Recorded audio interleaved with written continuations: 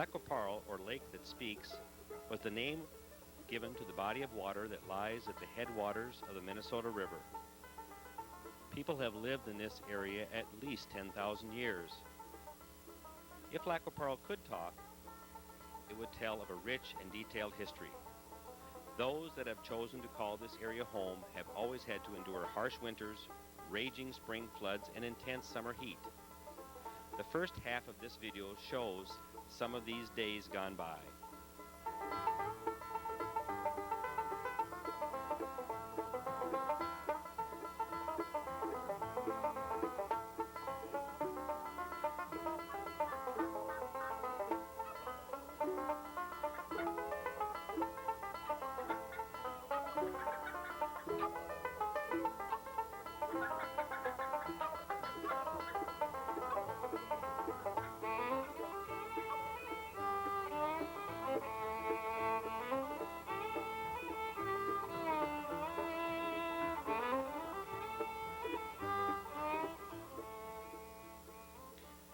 The old-timers have fond memories.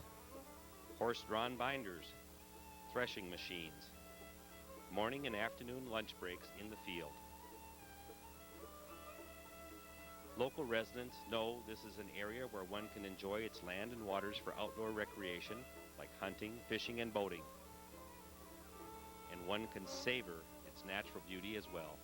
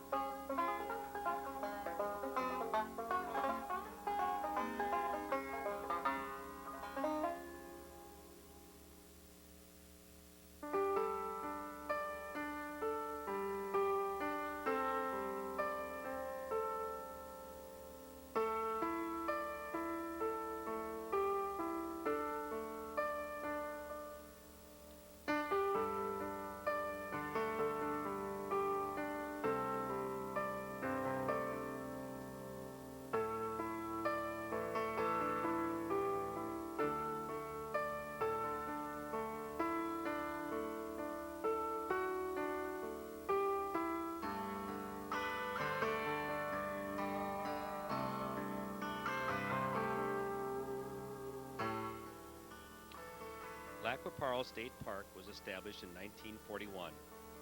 Today, the park totals 530 acres. Park visitors enjoy fishing, bird watching, camping, picnicking, and hiking. Because the Lac Qui Parle Dam is primarily a flood control structure operated by the U.S. Army Corps of Engineers, recreational considerations are secondary. Throughout the open water season, fluctuating lake levels may require that portions of the park be closed, an event that has happened more frequently in recent years.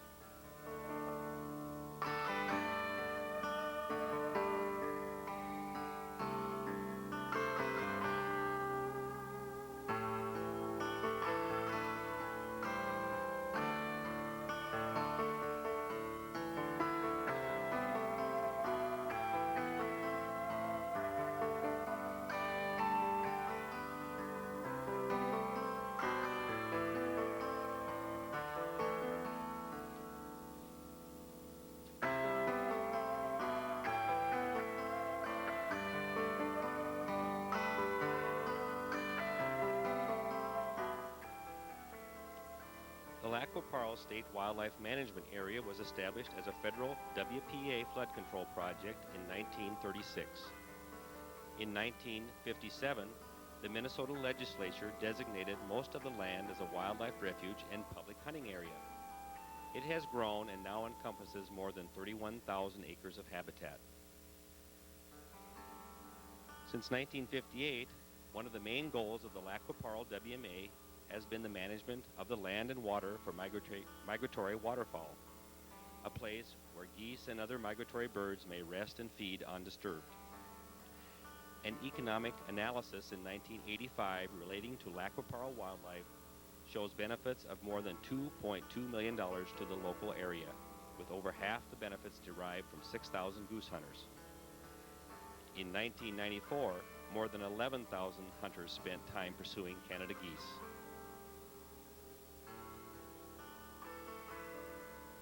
Other outdoor pursuits are also enjoyed at Lac Qui Parle, such as pheasant, deer, and duck hunting. The area is an important habitat region for non-game as well, some of which are rare or threatened species. Today, Lac Qui Parle is enjoyed by some of the same types of people who have graced its shores for decades: hunters, hikers, boaters, and others. They all enjoy its lands and waters for beauty, history, and memories.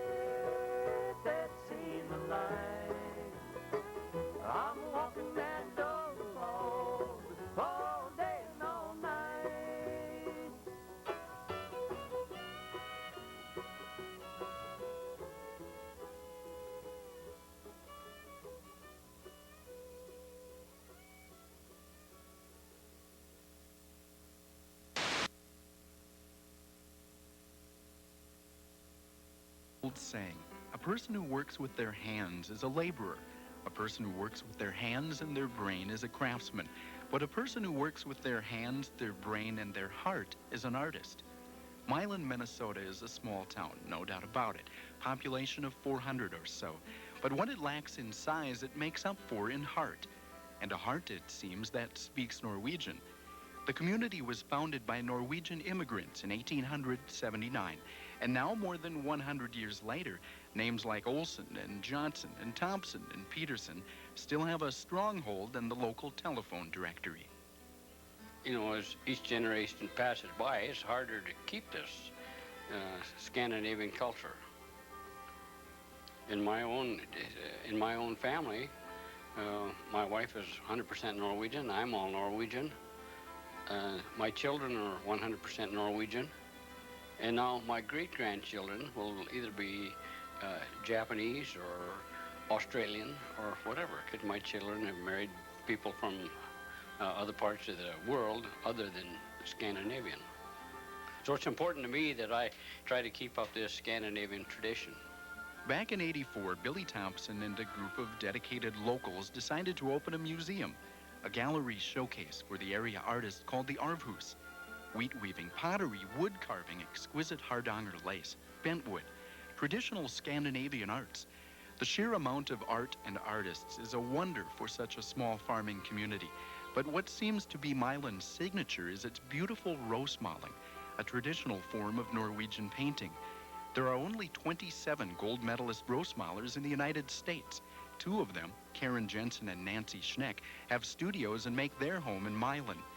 Their work and that of so many others became an inspiration. It just seemed like it was the thing to do. I mean, there's the logical thing for the Milan community to do to start up this art school, because we've got so many talented people here, and not just in Milan, but in the surrounding area. And we need to use them. You know, with the two gold medalist rosemalers that we have in town, there's a little bit of reputation that goes along with that too, you know, that we didn't have to start out cold, because Milan already had a reputation for having artists here with the rosemalers, and the ethnic tradition had already started. And I'm not Norwegian, but they start making you feel like you're Norwegian after you've been around them for long enough. The school held its first classes at the Arvhus Museum in '89. Finding qualified teachers amongst the locals didn't seem to be a problem, but a few out-of-towners were invited to share their expertise as well. Some of them more out of town than others. What did you picture in your head when they said come to Milan? Oh, country and western, Texas and all this stuff, and here I meet only Norwegian guy and Swedish guy and Germany guy. It's crazy. You had no idea that so many people spoke Norwegian? No, no way. But when you first tell people about this in a town of 400, well, it's just steeped in the Norwegian folklore, and they're just such great people. Well, for one thing, the classes are really small, and a lot of the places they will not even conduct a class unless they can get 15 or 20. A lot of the college classes especially, unless you have 15 or 20 people, they won't offer it. Now, there were only 2 in our class, but he was willing to do it anyhow this time. And which was wonderful for us. Everybody got together on the coffee breaks and compared what they were doing, and it was much, much more intimate. And I think just there aren't 15 different places to run out to lunch, and so you kind of meet over lunch too, and it's things like that. Now, when I do that, I just got to. I did too.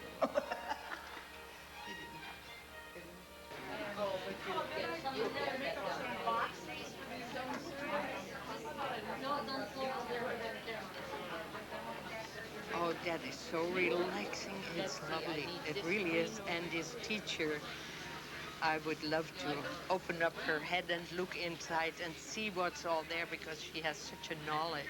But this is what's exciting to me. The dyeing and the nuances of the dyeing, you know? That was the most exciting thing, and she's taught us so much that it is really fun. I love being a student. I think I may do that more. Here people are talking about, I can't wait to take the next one, or I'm going to take this one over again. because you always get more the second time. It isn't like I'm taking a class and I'm done. It's an ongoing thing, and they're looking forward to the next time. In Milan, the art of rosemalling isn't limited to a couple of painted plates at the museum. Although the idea of artwork adding life to an otherwise barren building wall may not be a new one, the community has found ways to use their rosemalling as a day-to-day reminder of its ties with the past, and sometimes in the least likely of places.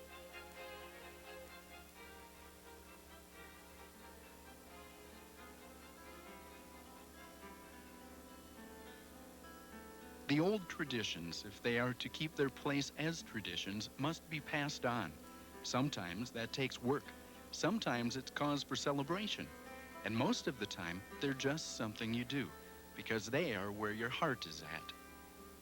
As these small communities lose their businesses or whatever, they tend to lose their identity. But here in Milan, I think that we're really acquiring a new identity in the fact that we have so many artists here, and we are holding classes, and we have a lot of people just coming through to just see what the heritage arts has to offer as far as crafts that we make here. There's no question that this is a real outstanding example of a small community pulling together in a cooperative effort to keep some of these old traditional Scandinavian and particularly Norwegian arts alive. I think they're doing a tremendous job. I would guess that they're maybe doing as good a job in doing what they're doing as any place I know in the whole Midwest. Humanity learns from the past. If we can't learn from the past, then we haven't progressed as a civilization. And it's very important to keep the roots alive. Those basic traditions, a lot of things, a lot of ethics and moral values and things like that go back to the basic traditions. And it's vital to keep it alive. Without the background and the history, civilization starts to recess. You must go back again and pick up the stuff you have lost. And this is a heck of a good way to do it.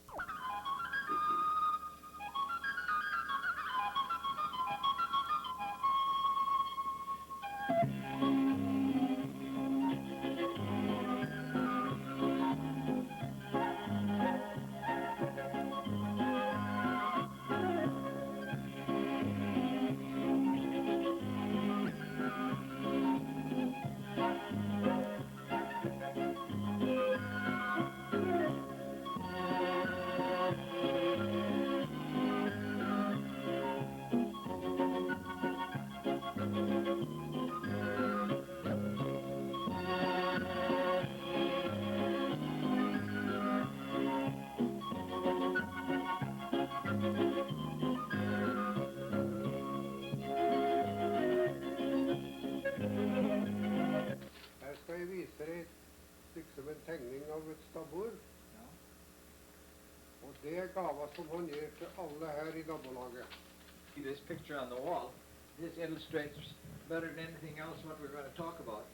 And this little old building here is what's known as a stabbur. That's the common storehouse on all, or practically all Norwegian farms.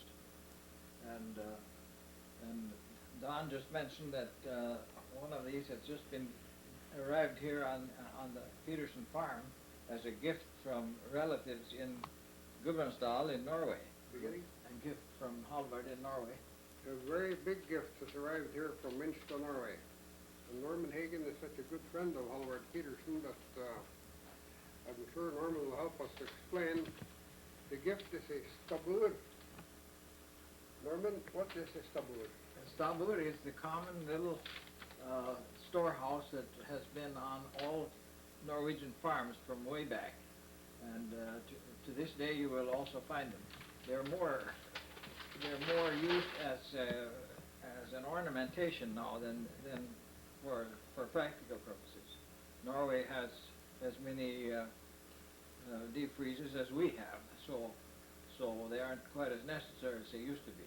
But they are It's kind of an antique pantry. That's about what it is. That's about right. Together, the timber is not moving, and this very old pipe. This is the style we use in Norway. You do it like this, you know, and take a hammer and do it like this, and another one is coming to there again. It's very easy, but it's good too. Something we have, before we use, we find something in the trees, we call it in Norway mosso, but now we use just like ull, this means wool, I think. And they have to be a little bit outside here so they can be tight and no wind is coming through. Yeah, it's starting to work, you know, and Jan Olav, he do the work for me. So then he's starting to plane and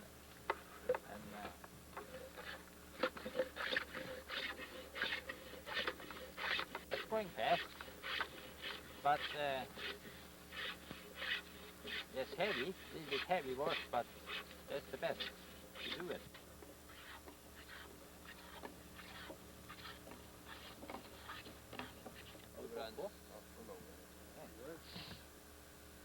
So, now we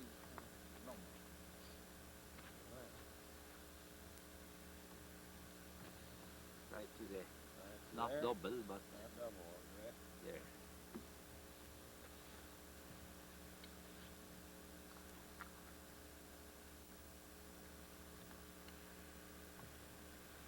And the corner is very important. Okay, this is wrong. You have it up again, and a little bit inside. It's very now. Yeah. Don't. Yeah. Sure. Yeah. Okay. Then we use the finger. Oh, we just tear it off. Yeah. It's very hard stuff. It is. So.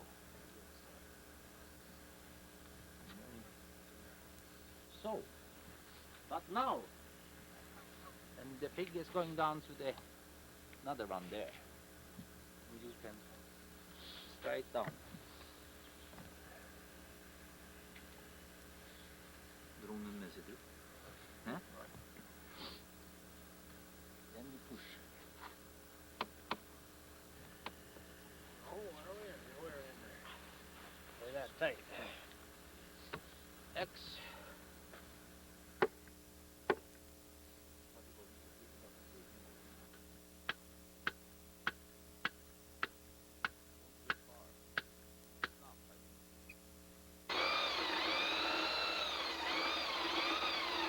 You mind hand-cut logs? Don't use any machines on it? Well, this is the first time Halver let us use a machine yet. Is that right? Yeah, I've been after him for a lot of machines, but he says no machines. No way. So He's making a good Norwegian out of you. Yeah, so finally I get to use a machine. Du vet nå har det gått. So yes, we use saw first.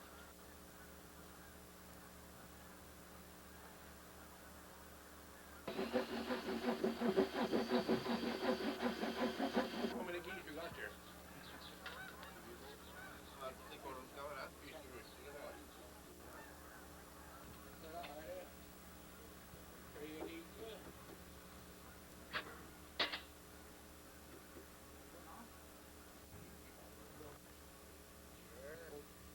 That's a five. I stopped that big post, Billy. Did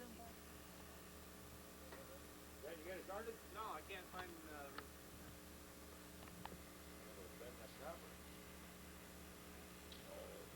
I'll go up inside here with metal. Put it on the triggers.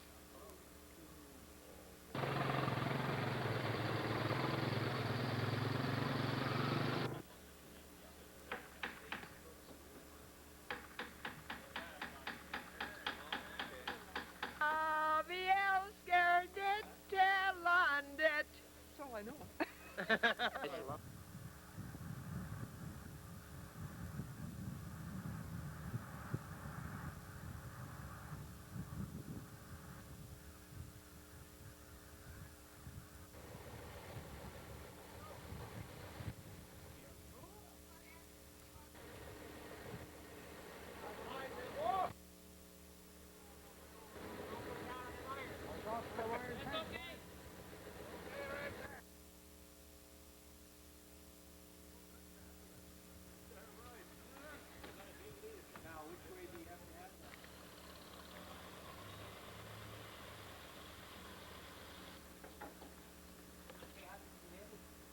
Names on there are different, they're their second farms, all of them?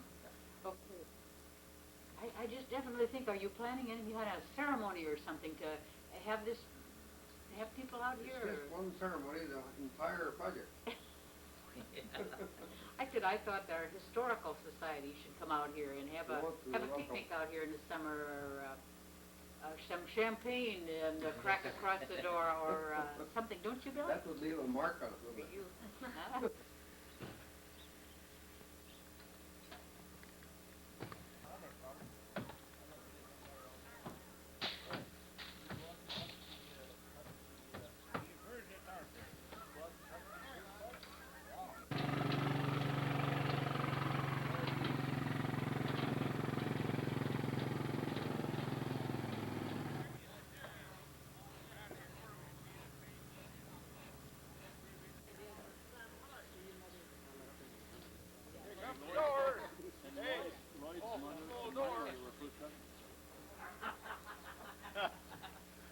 He's got all the time in the world, hasn't he?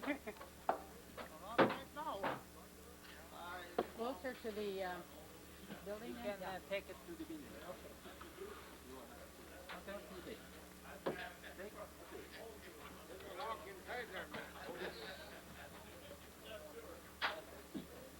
You want someone inside or?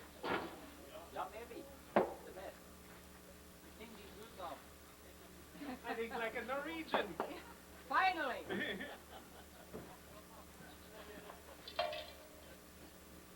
Now, see, that's great. Now, just You a have to minute. put that picture on here. Hello there. Oh, right here? Right There. here. Okay. Right here. Okay, they're good now. There. Now, you... That's all who was working at the door and come in there. Hey, I was thinking this would be a perfect project to start for your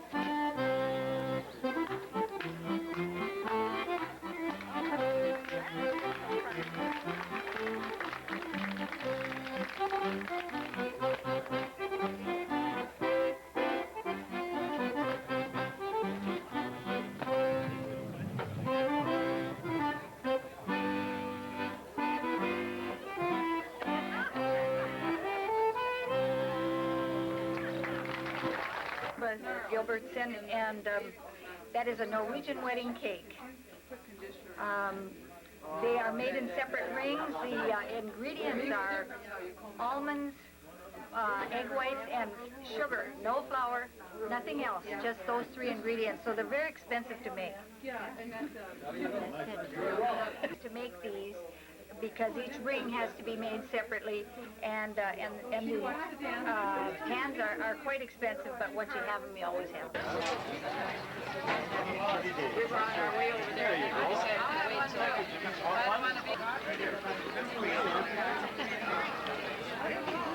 What's he doing? Are you making it? Did you get it here? Nope. No, this was... Okay, you want one too? Yeah, I got it. Where did this one go? Oh, shoot, there's the gal I didn't want to fix. Everybody gets ahead of me. At the bottom. I bet that one will win.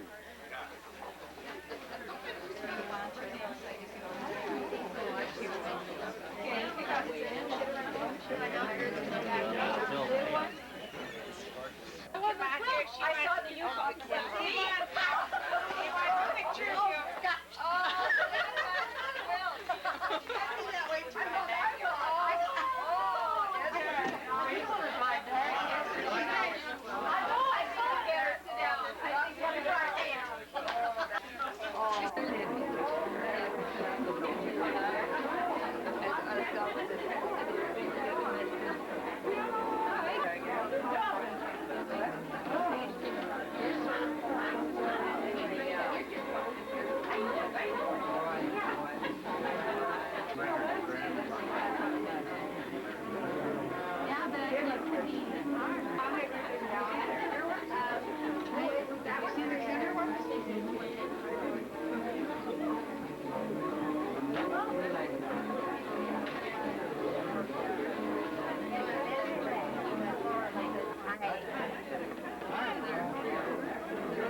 Now you are Tracy. You're Tracy.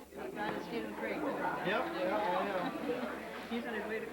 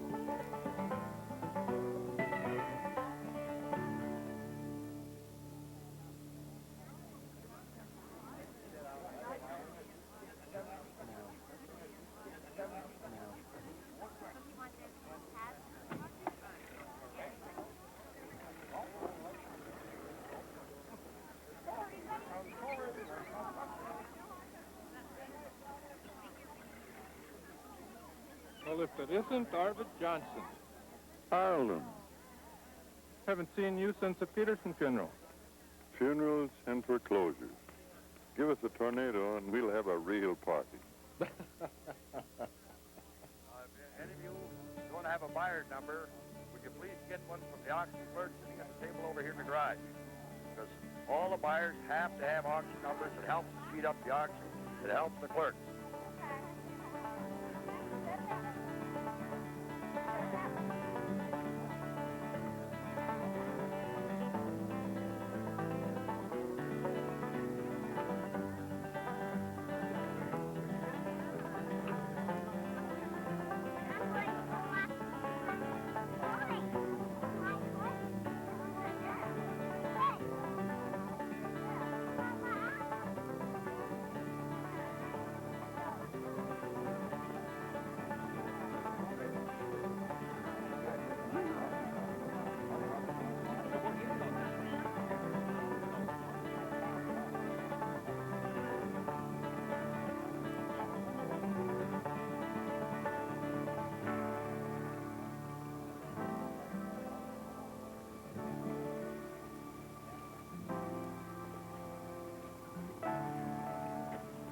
Well, I think it's a good idea for you to be leaving, Gene. It's going to be better for both you and your wife and family and, well, even me.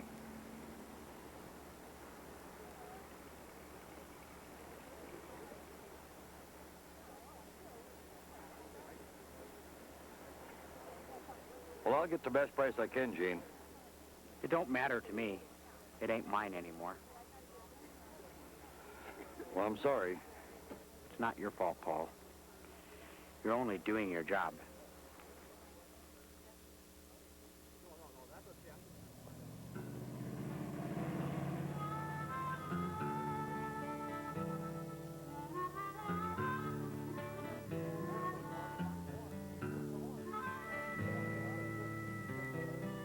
Are you the Becker boy? Yeah. She run pretty good? Yeah. Will you start her up, Sonny?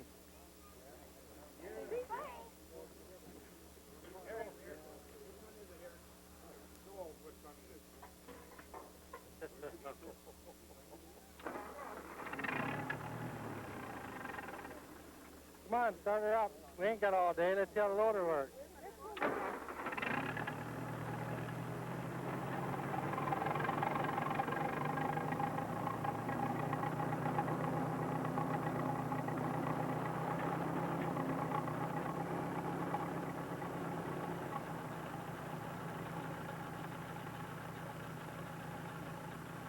Give her some gas. That's good. Okay. Take him on a bid on this one.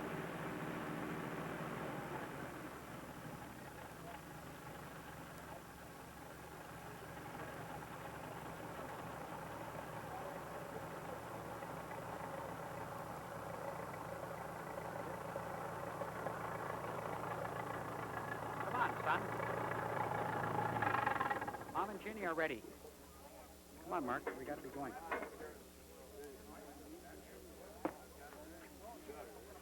Son, even though we tried our best, things don't always turn out like we might hope they would have. If any of you claim, two buyers claim the same bid, I reserve the right to reopen the bidding. It's a nice-looking family. This farm has been in the Becker family for years. It's a shame, a downright shame. And no property is to be removed until settled for. It isn't his fault. He's a darn good farmer. Or whatever arrangements you have made with your banker. It reminds me of the Cedarstrom sale.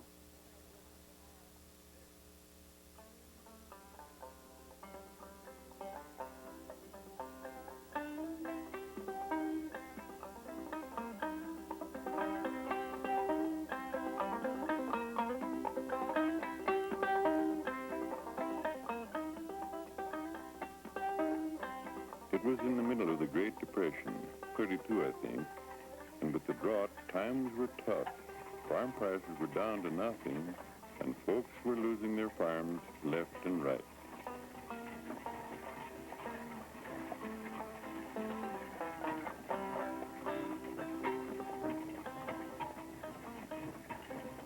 For a while, people tried to manage, but things only went from bad to worse. got so bad, a lot of farmers decided to take things into their own hands. And when the Cedarstrom farm went up for auction, they decided enough was enough.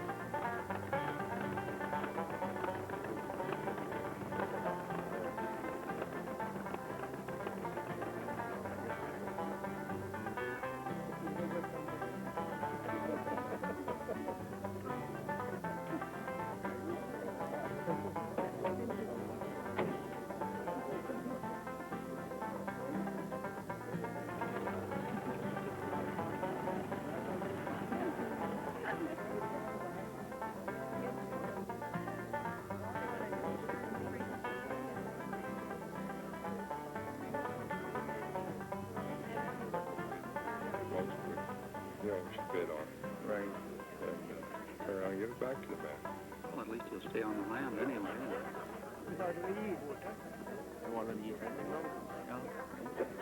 Inte ut kan ha dålig pizza, det gör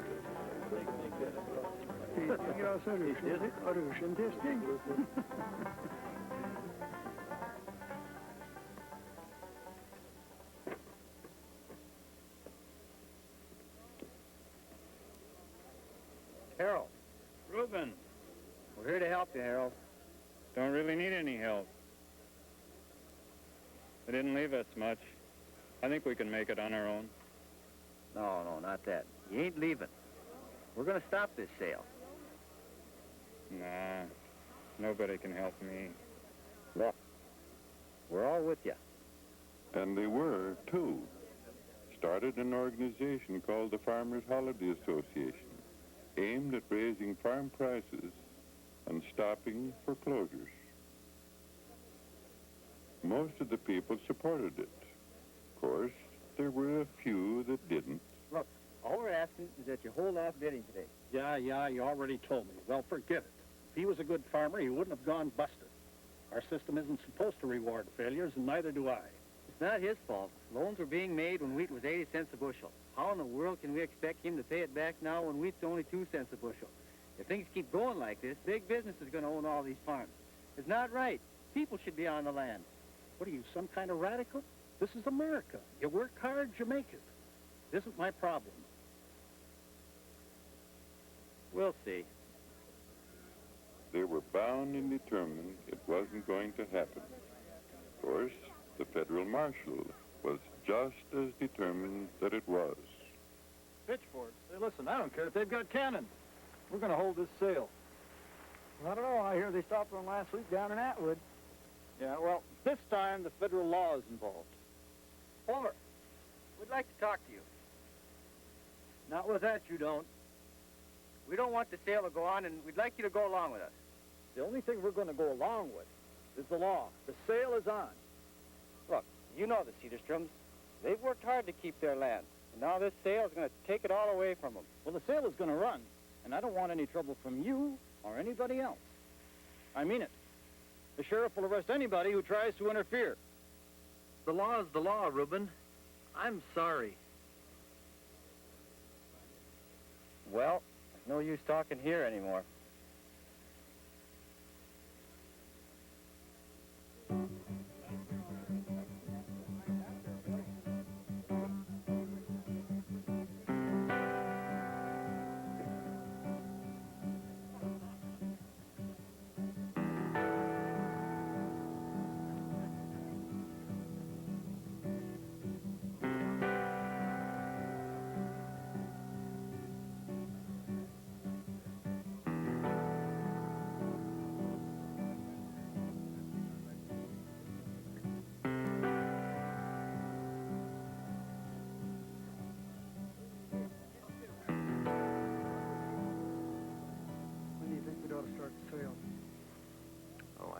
I don't think these farmers are going to pull anything. It's probably just a bunch of bluffing. Let's get it underway, Doc. Why don't you get up here? Okay.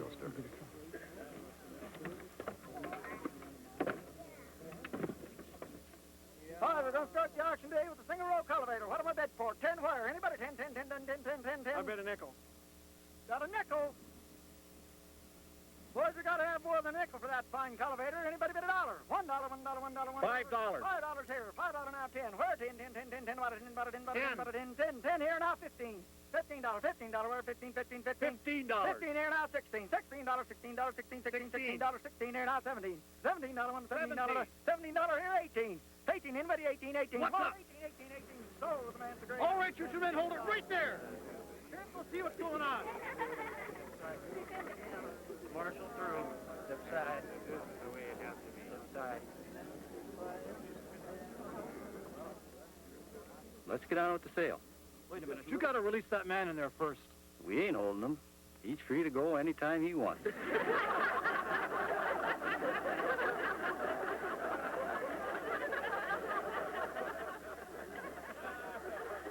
Sheriff, do something about this. What, Marshal?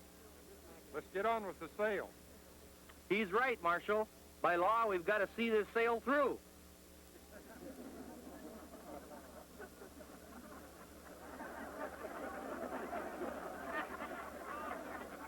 Oh, we got a corn planter. What am I bid on the corn planter? Anybody bid $35? Huh? 35, 35, 35, 35. Anybody 35, 5 on 35? I'll bid 5 cents. Got a nickel. Got 5 cents on the corn planter, but I need more. Anybody bid 10 then? 10, 10, 10, about 10, about 10, about sold for a nickel. How about the plow? Next item's a sulky plow. What am I bid for? Anybody bid $10? $10 where? Anybody bid 10, 10, 10, about 10, about 10, anybody bid 10? I'll bid 5 cents. Got a nickel bid. Anybody bid $1? Anybody bid $1? Sold a nickel. That's the way the whole auction went. Each item on the farm was sold for a nickel. The bank only got a little better than $23 out of the whole sale. Sold for a nickel. But that's counting the $17 paid for the hay mower. And that fella traded back the mower in exchange for his trousers. Anyways, when it was all over, everybody gave all the stuff they bought back to the Cederströms. To this day, that family is still farming. John, I think it is, Harold's oldest, is on the home place now. And you know, they weren't the only ones who were helped. Farmers all over the area managed to stick it out.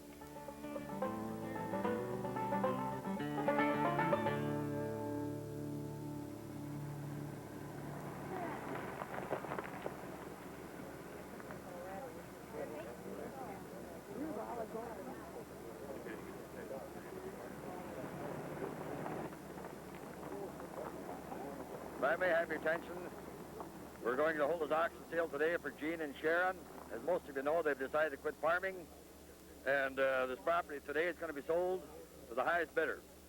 As most of you have seen, we have a very, very fine line of machinery to sell here today. I think any one of you would be very proud to buy this machinery, take it with you home, and use it.